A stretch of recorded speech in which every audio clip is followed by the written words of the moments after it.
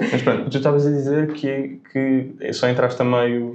Sim, só estive lá num momento, porque eu, olha, também estive a viver em França 4 anos, depois estive na Dinamarca, depois voltei para Portugal e entre essas coisas todas passaram 6 anos na Zona Franca, não é? Sim, então começaste... entraste... Eu comecei depois, quando voltei. Qual é que é a tua relação, mais ou menos, com a Zona Franca? Então, eu faço parte do coletivo ainda, mas no último ano também, como estava a estudar, ao mesmo tempo estava a trabalhar, acabei por não estar tão presente. Fiz lá o meu último bingo de aniversário e que foi uma grande festa, benefits, mas dia 13 de junho, porque eu já sabia que era o último ano. Mas a minha relação com a Zona Franca tipo, mantém-se pelas ligações das pessoas, não é? Fizeram parte, muitas delas, que são minhas amigas desde o início, não é? Claro. Mas sim, não, sei que não era a pessoa indicada, mas também fiquei assim, queria arranjar alguém, mas também achei que era bom haver conversas na mesma sobre estas coisas e mais do que não haver. E por isso é que tive assim várias conversas com várias pessoas durante esta semana e foi assim um bocadinho reviver isto e juntar para poder agora ter aqui umas coisas para dizer, que me sinto bem.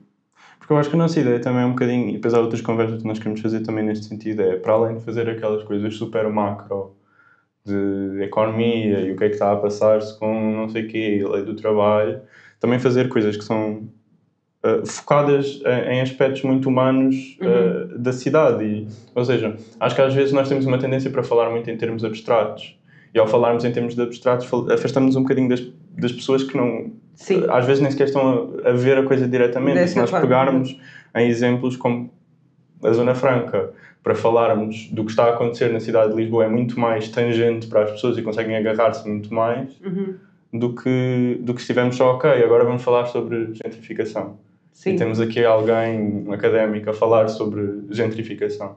Sim, eu percebo esse ponto de vista. Porque é isso, depois na verdade isto tem uma manifestação na vida das pessoas e é essa a parte a que nós queremos chegar, que é o impacto que permite uma certa identificação, uma certa... Sim, claro.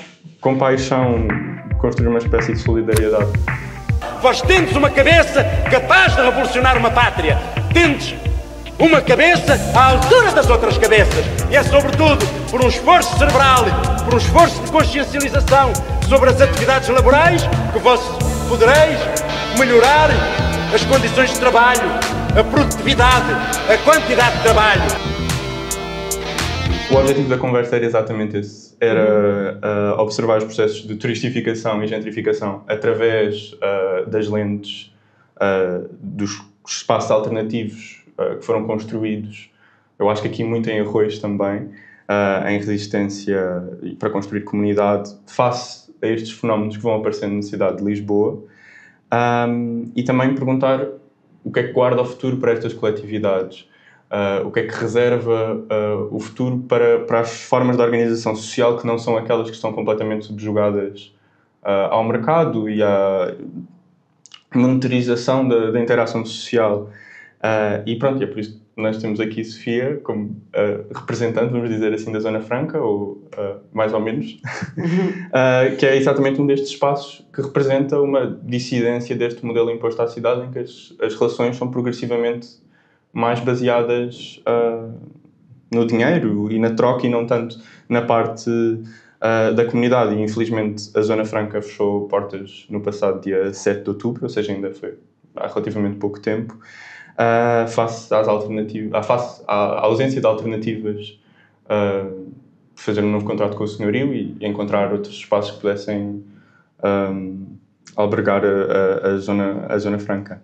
Por isso eu acho que a primeira pergunta que eu fazia era o que é a Zona Franca? Para quem não conhece, e para quem conhece, mas talvez queira outro entendimento. Sim. Então, André, é isso que estavas a dizer um bocadinho. Antes de mais quer dizer que não fiz parte da Zona Franca nem desde o início. E agora no fim sim, faço parte do coletivo, que ainda não destituímos a associação, mas pronto, estive mais ou menos no meio do projeto. Mas aceitei na mesma o convite de vir aqui um bocadinho falar sobre a Zona Franca, porque acho que apesar de estar fechada é importante falarmos destas coisas e não ficarmos só, pronto, os braços para baixo, não é? Portanto, em conversa com um amigo meu sobre este convite, que eu estava um bocadinho à rasca para vir, não me parece de toda a pessoa indicada, mas pronto, ele falou-me de um som de uma baleia antes de morrer, uma espécie de um lamento, e eu não queria falar da Zona Franca nessa perspectiva um bocado de lamentar a Zona Franca, queria falar mais nestas ligações que ainda continuam a existir e entre as pessoas, que esse é que é verdadeiramente, acho eu, o cordão umbilical e é, pronto, o facto das pessoas estarem ligadas umas com as outras é que faz com que seja possível os espaços voltarem a abrir outro espaço, mantermos na rua, nem que seja juntos. Então, a Zona Franca, eu gostava de ir contigo um bocadinho lá dentro, que é o que eu estava a tentar fazer durante esta semana quando me falaste disto. Portanto, abrirmos a porta e entrarmos na zona desde a primeira vez que eu fui lá e depois um bocadinho, com a ajuda do João Queixo, explicar o que é que foi aquele início. Então, a primeira vez que eu entrei na Zona Franca foi no 25 de Abril e foi nos primeiros anos, se não no primeiro, e lembro-me de ter entrado por ali dentro e no terraço estavam assim imensas pessoas, assim, de repente a pessoa que eu me lembro melhor era a Margarida Valdegato, mas havia outros escritores e pessoas que estavam ali que queriam ler textos e estávamos todos juntos naquele espaço, e ninguém saía dali. E eu lembro-me, sei lá, devia ter uns 23, 24 anos, eu lembro-me da sensação de estar num espaço cheio de pessoas, mas que as pessoas estavam genuinamente interessadas no que estava a acontecer. Não havia aquela coisa dos bares do flertar uns com os outros, de estar num espaço em que se pudesse estar à procura de um interesse qualquer. Parecia que havia ali uma questão um bocado, assim, uma coisa meio pura. Pronto, e sem fazer-me sócia nesse dia, que como toda a gente quando entra na associação faz, que era um contributo livre, não é? Podia ser o que nós quiséssemos. Eu senti que entrar naquele espaço era um espaço onde eu podia entrar sem que aquele espaço me pedisse absolutamente nada, que não fosse obrigada a consumir, portanto, que não era absolutamente nada pedido. E essa foi essa primeira impressão que eu tive da Zona Franca. Mas pronto, nessa altura eu fui como uma visitante, não é? Estava ali um bocadinho a flutuar, passei por ali e pouco tempo depois emigrei, tive 6 anos fora. Pronto, depois quando voltei e entrei lá novamente, já não saí, pronto, aí já foi fazer parte comecei a fazer parte daquela associação, inicialmente com voluntariado e depois mais para a frente então como coletivo. Mas o que é a Zona Franca? Um bocado é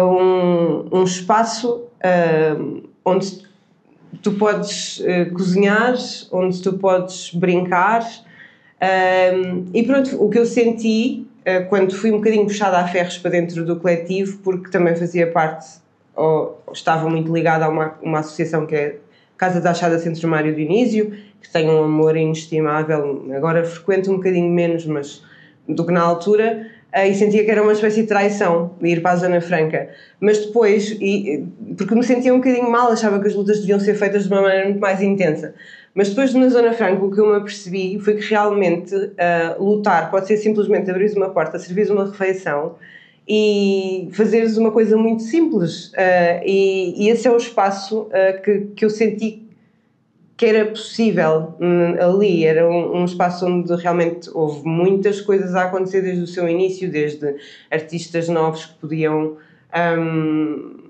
expor pela primeira vez ali, conhecer-se ali, a concertos experimentais ou primeiras vezes que as pessoas fazem, outros mais a sério, cinema, estas coisas todas gratuitas, não é? Ciclos de cinema um bocadinho mais alternativos, mas depois ao mesmo tempo também se podia fazer tricô, costura, no geral. Depois tive espaço para criar os meus bingos da Revolta Operária, como era chamado, em que convidei muitas pessoas.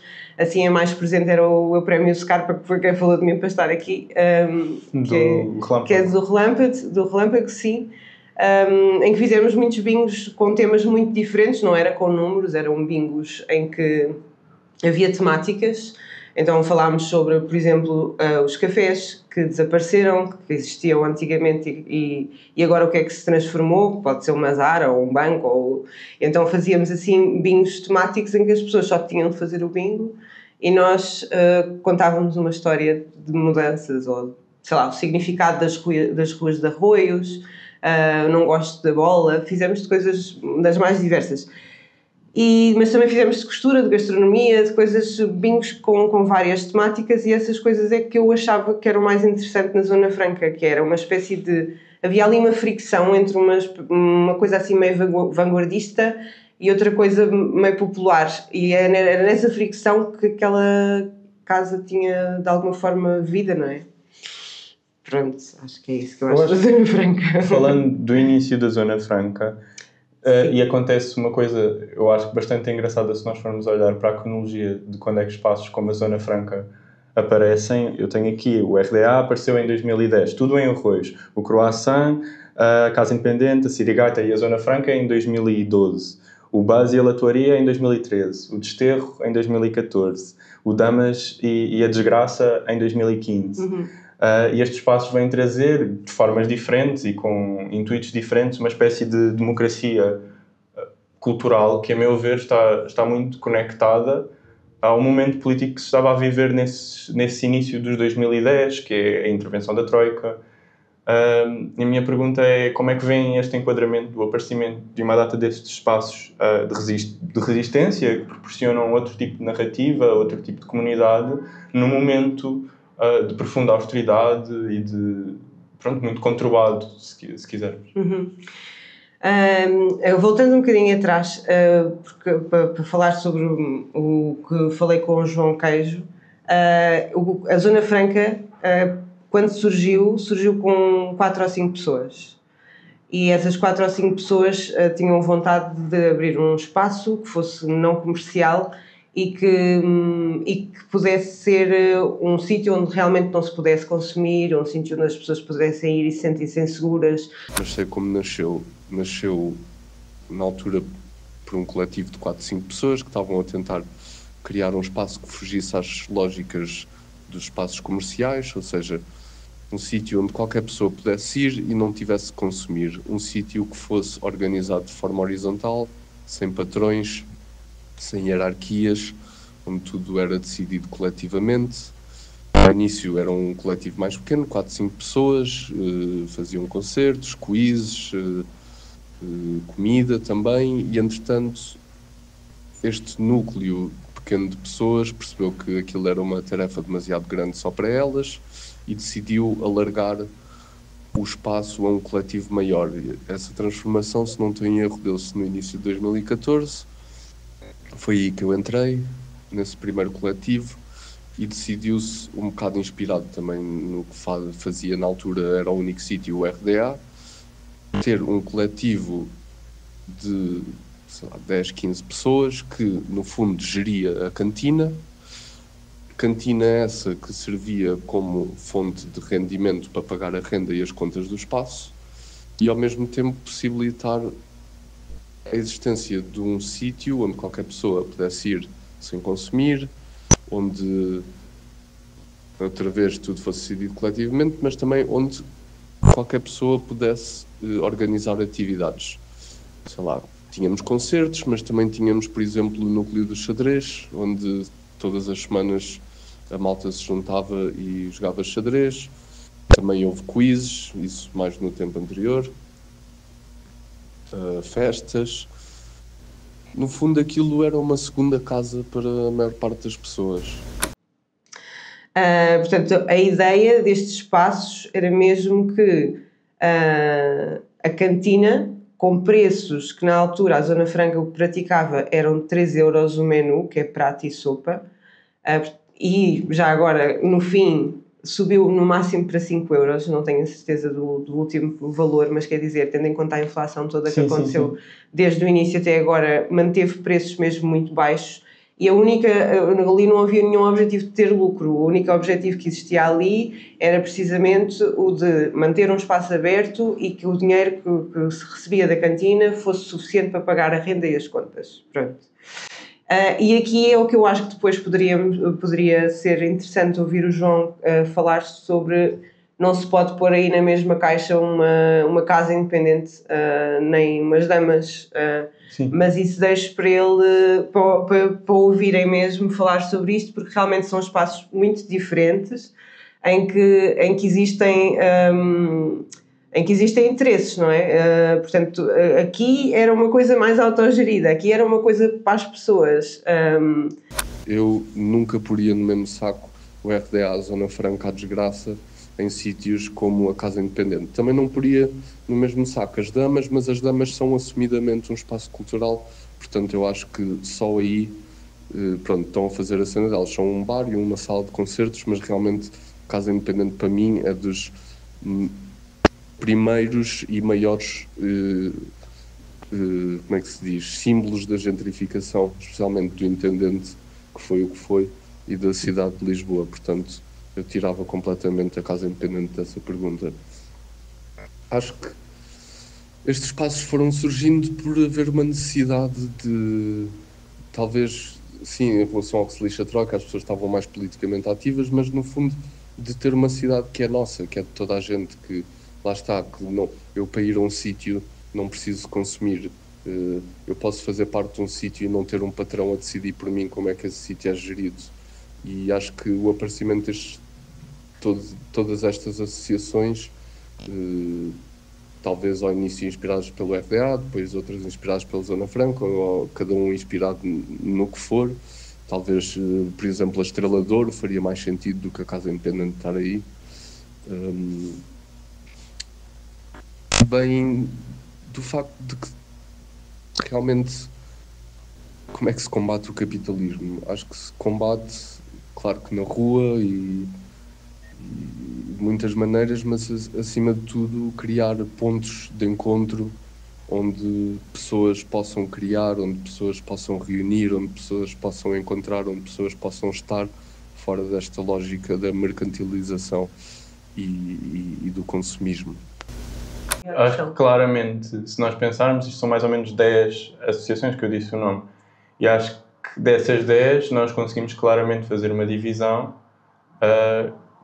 de filosofias, entre umas que são muito mais políticas, muito mais politizadas, se quisermos, e com um objetivo social muito mais definido, do que outras que são muito mais ligadas, que não têm esse vínculo, se quisermos. Sim. Acho que essa ligação é clara. E depois, pensando, e aqui estamos muito à volta de Arroios, porque Arroios aparece assim como um polo, acho, de grande relevância para este movimento, se quisermos. E o que eu vejo, a partir de certa altura, e que para mim é um pouco irónico e não irónico, no sentido positivo, é algo que já está um bocadinho estudado relativamente à gentrificação, que é o papel que estes espaços paradoxalmente têm depois, não sei se concordas comigo, mas em avançar essa mesma gentrificação. Ou seja, o Intendente, a zona de Arroios, era uma zona profundamente degradada. Sim. Eu vivo em Arroios desde 2009, acho eu. Ou seja, na altura uma zona muito degradada. E a emergência destes coletivos que vão trazer laços de comunidade, que vão construir projeto, que vão trazer uma espécie de solidariedade entre as pessoas, acabam por, muito positivamente, revitalizar estes espaços, transformar estes espaços em espaços mais habitáveis, mais humanos, mais agradáveis. E, paradoxalmente, acho também acompanhado de uma mudança de uma data de artistas e de estudantes para esta zona da cidade, faz com que, de repente, para os interesses do imobiliário e do capital, isto se torne uma zona bastante interessante para explorar esta ideia alternativa quase, mas a comodificação do alternativo. Ou seja, depois vem para cá uma data de imobiliárias que começam a explorar uma espécie de rent gap que existia entre este espaço degradado e o que podia ser face a estas zonas mais emergentes. E, paradoxalmente, a meu ver, o papel alternativo à via de mercantilização constrói a comunidade onde o capital nunca ia construir a comunidade porque os interesses não são esses, é exatamente o que depois potencia a lógica do capital depois entrar e depois expulsar estas coletividades e as pessoas que vieram para este espaço que fizeram dele casa e que o construíram, no fundo. Não sei se subscreves ou se isso te faz sentido. Sim, faz, e na verdade, como te disse, fiz assim uma viagem agora pela Zona Franca esta semana por causa deste convite e em conversa com um amigo meu, com o Alexandre, ele falou assim de abelhinhas. Então, chamando a Zona Franca uma colmeia, que era um sítio que podia ser a casa e foi considerada casa para muita gente, que estava cheia de abelhinhas, assim, por assim dizer, que eram estes boémios artistas ou pessoas que queriam fazer uma coisa um bocadinho diferente, etc., e que vieram também gentrificar o espaço, acho que sim, claro que sim, não dá como não. Mas vieram, andaram por ali a voar, a criar, a polonizar o bairro, não é? Esta colmeia daquela maneira e as outras das outras maneiras, o RTA, a própria Casa Independente, etc. Se bem que, pronto, essa foi assim o extremo da coisa. Mas o que acontece quando há estas alternativas é que depois temos as colmeias, mas depois chegam os predadores. E então era esta metáfora que eu gostava de usar, que é um bocadinho isto. Primeiro os artistas vão e a malta alternativa vem e os bairros ficam fixes, e depois a seguir vêm os ricos, as rendas sobem, os estrangeiros também chegam e faz com que o bairro que seja o que é, e com as pessoas que estão e que fizeram aquilo, essas têm que sair para depois dar lugar a outras. Mas quer dizer, isto é uma realidade, está a acontecer por Lisboa inteira. Sim. Também aqui acho que em Arroz e se calhar em alguns sítios também existe esta coisa do turismo revolucionário, que o Portugal também tem um bocadinho, que é esta coisa de ver Abril, de sentir uma espécie de liberdade e não sei o quê, e de conhecer em determinados sítios como estes que estamos a falar. Mas pronto, neste momento a cidade também está toda a ser vendida, não é? E fica um bocadinho difícil aqui, ou mesmo na Cova do Amor, a resistir a isto. Achas que há alguma inevitabilidade associada a este processo de gentrificação? Ou seja, este processo ligado à gentrificação? Ou achas que há uma alternativa que estes espaços podem... Sim, olha, o João que também disse num dos áudios que ele enviou era que fazer um bocadinho como a Desgraça fez, que é coletivamente comprar o espaço, não é? E assim já é possível também não ser despejados e conseguirem continuar o projeto que criaram, não é? Pois. Eu acho que face à deterioração, e pegando exatamente nisso, e face à deterioração da situação destas associações, foi criada Coletividades em Luta, que é uma plataforma que acaba por congregar uma série de associações que se encontravam mais ou menos na mesma situação, ameaçadas por esta realidade de gentrificação, de turistificação, de interesses, se quisermos, capitalistas, que não são necessariamente os seus e que entram em direto contacto com uma realidade que não está à procura do lucro e que depois, pronto, tem algumas lacunas nesse sentido para resistir num mundo que está ordenado dessa maneira. E eu queria falar exatamente das Coletividades em Luta, que é uma plataforma que congrega uma série destas associações para resistir e que tem um caderno reivindicativo. Eu acho que as minhas perguntas primeiras são quais é que são as reivindicações e depois se seguimos para os posicionamentos da Câmara Municipal de Lisboa, por exemplo, o que é que tem sido feito nesse sentido. Eu só queria voltar um bocadinho atrás porque houve uma coisa que gostava de ter dito aqui, que as próprias associações, muitas vezes, isto há bocado, ainda voltando um bocadinho atrás, existe esta questão da gentrificação fora dos espaços, não é? Mas também dentro dos espaços.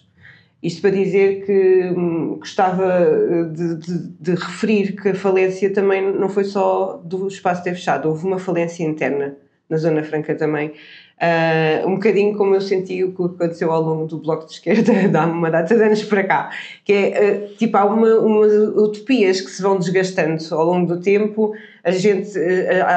há pessoas que chegam com determinadas intenções que são realmente puras e depois há outras pessoas que vêm, mas assim um bocado mais para o Instagram ou para o currículo ou mesmo para um rótulo de dizer que são alternativos ou que são que os betos passam a ser freaks de alguma forma. E então há assim uma data de coisas que são misturadas dentro destes espaços, como são abertos, não é? E toda a gente pode entrar. Em que a estética que inicialmente foi criada num contexto é um bocado transformada num adereço de luxo, e isso também faz parte assim um bocado do próprio sistema capitalista.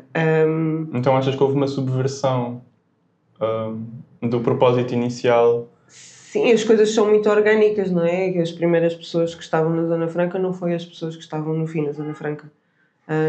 Acho que nenhuma se manteve. Então a coisa foi-se obviamente transformando pelas pessoas que iam continuando com a porta aberta. Dias que o perfil das pessoas que apareceram, que foram aparecendo, era diferente do perfil das pessoas que estavam lá originalmente. O que eu estou a tentar dizer é que é impossível num espaço onde tu abres as portas e deixas as pessoas entrarem e fazerem parte de um coletivo sempre um bocado, não era à toa, mas que podiam entrar facilmente para fazer voluntariado e depois mais para a frente, se realmente estivessem na Zona Franca durante muito tempo, poderiam obviamente integrar no coletivo. É difícil tal qual ter os espaços abertos e manter estas coisas e um bocadinho conseguir que o capitalismo não chegue nem fora nem dentro é impossível. Pronto, era um bocado esta ideia que eu gostava também de passar. Há uma falência, obviamente, por despejo e pela senhoria não ter renovado o contrato, mas também há das próprias pessoas que vêm algumas com umas determinadas ideias e outras com outras. Mas pronto, relativamente às coletividades em luta, que era a pergunta que estavas a fazer, honestamente eu não estou a participar e portanto não sei muito falar sobre o assunto. Acho incrível, obviamente, que continuem braços e forças e que destas pessoas que saem das associações, aquelas que ainda têm vontade de fazer coisas e que não estão super desgastadas, que entrem, que participem nestas coisas, porque estamos mesmo num momento em que há cada vez mais despejos sucessivos e as subidas das rendas, etc.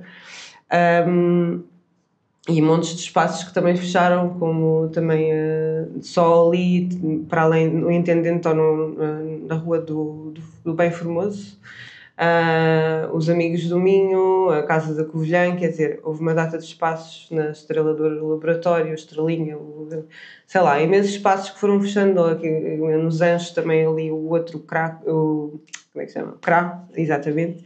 E, quer dizer, há uma data de coisas que existiram e que desapareceram, não é? Portanto, claro que faz sentido e cada vez mais, com estas coisas todas a acontecer, cada vez mais faz mais sentido haver estes coletivos. Acho que especialmente, mesmo se nós pensarmos no Largo do Intendente, que eu acho que é o maior exemplo disso, porque é um largo fechado. Fechado não, mas circunscrito. E nós pensarmos no Largo do Intendente há uns anos e o Largo do Intendente agora e o que é que está lá, metade está empardada porque foi comprada, fecharam uns cafés para abrir hotéis. A outra metade já são hotéis. Sim. E nós vemos, se quisermos, a fauna que anda pelo Intendente e é completamente diferente. E há uma divisão social brutal entre as pessoas que estão sentadas nas esplanadas dos cafés, que são cafés de hotéis, na sua maioria, que são turistas, claramente com posses, e depois uma data de gente que são ou trabalhadores profundamente precarizados, que vivem ali à volta, maioritariamente imigrantes, ou pessoas com uma série de quadros de consumo. E a sensação que eu tenho também com a gentrificação é que mesmo dentro do próprio espaço, no Intendente isso é muito claro, extrema os contrastes entre as pessoas brutalmente. Sim, é isso, e também na altura em que o Intendente tinha bastante prostituição e consumos, que era uma coisa completamente diferente, o que é que foi feito? Foi limpar o espaço, não é? Mas essas pessoas moveram-se só para o outro lado. Sim, claro. Não houve apoio psicológico, não houve não há rendimentos, não há nada de coisas que realmente estejam para resolver o problema. É um bocadinho limpar o tapete, sacudir o tapete para o outro lado. Não se resolveu nada, não é? Só se limpou um bocadinho, mas sim, é isso que dizes.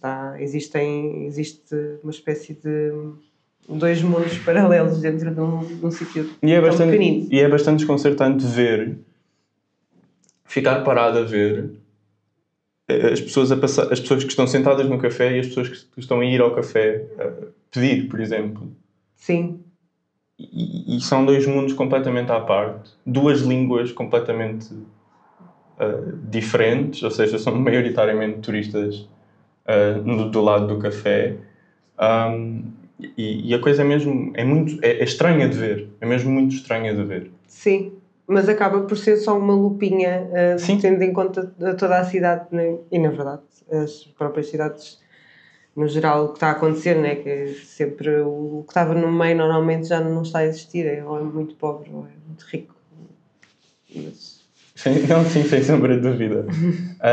Relativamente à situação da Zona Franca agora, e à posição da Câmara Municipal, eu sei que tem havido muito em torno do que é que a Câmara Municipal tem feito ou não tem feito em relação às coletividades e o que é que podia fazer em relação às coletividades, e se conseguíssemos falar sobre isso um bocadinho. Então, o posicionamento da Câmara Municipal de Lisboa é um bocado claro, não é? A cidade está a ser um bocado vendida, os turistas, o capital é o que interessa, o imobiliário, não é? E a ideia de que só esta coisa do consumo é que é importante. O que estávamos a falar na Zona Franca era precisamente um espaço onde podias entrar sem consumir, mas isto não é a ideia da Câmara Municipal de Lisboa. E já não era na altura do antigo do PS, não é? Portanto, as coisas começaram todas a ser privatizadas e tudo o que é importante é muito mais a nível de capital do que propriamente as pessoas, não é? Portanto, as coletividades têm tendência a ficar esmagadas com este processo, portanto, que vem, obviamente, do sistema capitalista, e não há interesse pela cultura acessível, pela própria comunidade, pelo sentido de pertença, por estas coisas que se criaram aqui. Isso não é muito importante. O João Queijo estava também a dizer, uma das coisas que ele partilhou comigo, é que saiu agora uma lei recente em que, por exemplo, se a Zona Franca ainda estivesse aberta, digamos, e quisesse fazer uma festa noutro sítio, não podia. Tinha só de fazer, era só possível de fazer alguma atividade na sua própria sede, não fora dela. Portanto, as coisas acho que não estão nada para as associações, não estão nada para as pessoas no geral. E uma coisa que falei ontem com a Cláudia,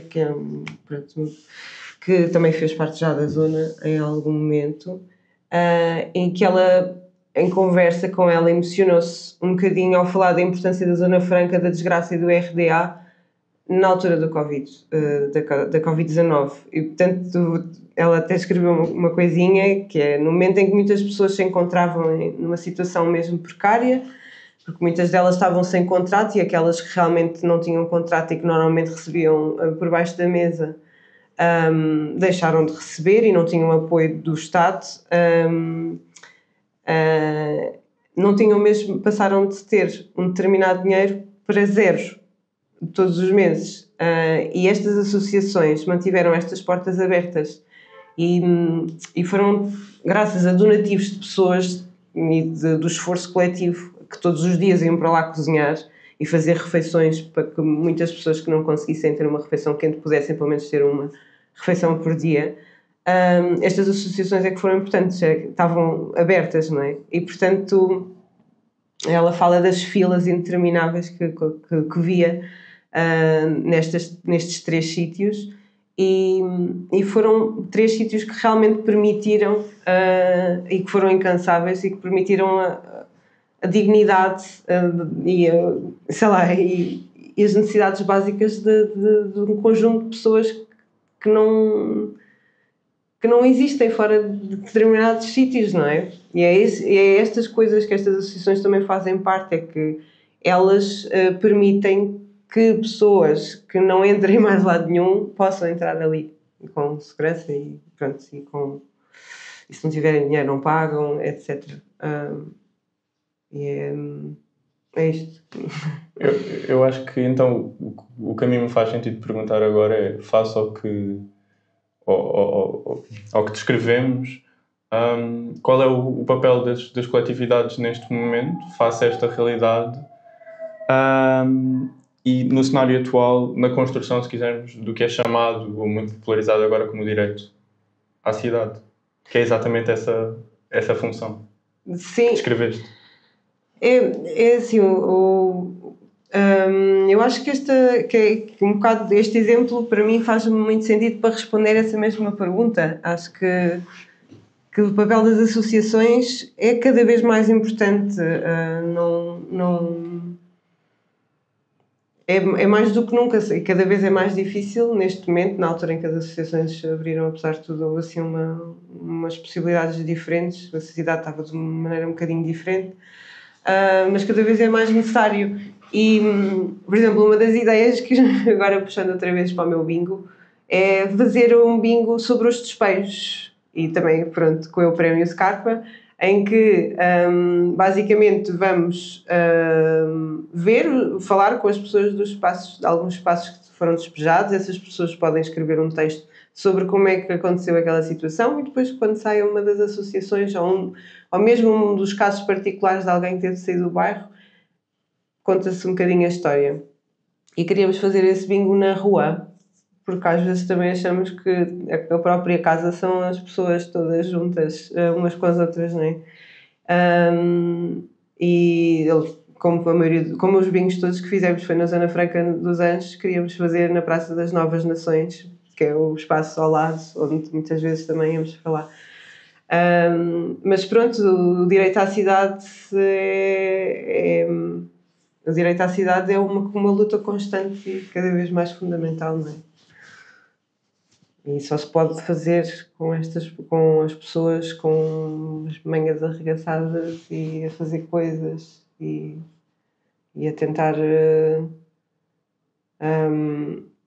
combater um bocadinho esta inevitabilidade ao mesmo tempo do que é um monstro do sistema capitalista. Todas estas coisas que eles estão a fazer é nesta lógica de criar uma cidade para só os grandes existirem. Tu queres sair à noite, tens que ir ao Lux, já não há bares abertos, não podes comprar uma cerveja na mercearia. Queres encontrar com alguém, tens que ir à padaria portuguesa, tens que consumir, tens que ir ao neighborhood, a um bar de merda hipster, tens de consumir. Tipo, é totalmente a desertificação das cidades e tornar a cidade numa... Como é que se diz? Tipo, não é uma montanha russa, mas tipo uma Disneylândia para pessoas ricas, no fundo, que é tipo, queres fazer alguma coisa, paga. Tipo, queres ir ao cinema, paga. Também esqueci-me de dizer, havia ciclos de cinema também na Zona Franca, era outra das atividades que nós tínhamos. Mas é isso, tu queres ir ao cinema, tens de pagar, queres ir ao teatro, tens de pagar, também fazíamos performances. Estou-me a lembrar assim, quando vou dizendo coisas. Mas, tipo... Queres beber uma cerveja, vai a um bar. Já não há bares, tens que ir a uma discoteca. E no fundo é a apropriação do capitalismo, e depois ainda por cima nós vivemos numa cidade que já desde o tempo do PS não é só moedas, está completamente a ser vendida aos turistas, ao capital, e tem todos os problemas que toda a gente conhece. Pronto. Então eu acho que, assim, para terminar... E começámos comigo a perguntar o que era a Zona Franca dos Anjos. E agora acho que, para fechar, pergunto o que é que se segue, tendo em conta tudo e tendo em conta terem fechado portas, o que é que se segue para o coletivo da Zona Franca dos Anjos? É assim, depois das portas terem estado fechadas, a Zona Franca abriu as portas para tirar as coisas, não é? E nessa altura houve houve pessoas que foram buscar uma recordação para ficar móveis ou livros e houve associações também, a Desgraça levou imensas coisas, a Pássaro Gaita também, houve associações que levaram bastantes coisas e então neste momento a Zona Franca está viva por aí, na casa das pessoas ou nas associações que ainda resistem. Mas senão não há assim nenhuma perspectiva de tentar abrir um espaço novo. Está viva por aí. Pronto, muito obrigado. Muito obrigado por este bocadinho, muito obrigado por esta conversa. Eu acho que para terminar, perguntava-te só, nós costumamos fazer recomendações culturais no final de cada programa. Ok. E a minha pergunta era: que recomendação cultural é que tens para as pessoas que estão a assistir? Pode estar relacionada com este tema, pode não estar relacionada com este tema. Então, vão ouvir o Cor da Achada, que é muito bom. E depois, para além disso, o livro mais recente que eu li, não pensei também muito nisto, mas que foi um livro que eu gostei bastante e acho que até pode estar um bocadinho ligado aqui com estas nossas questões, é o Pequeno Almoço à Beira do Apocalipse. Portanto, eu recomendo esse livro. É de quem? Pois, isso agora tinha de...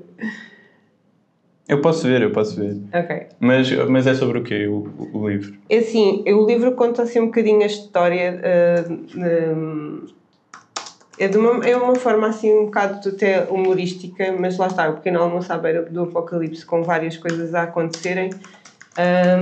Assim, é um livro recente, não sei bem o ano, mas é um livro recente e que retrata um bocado as situações por que estamos a passar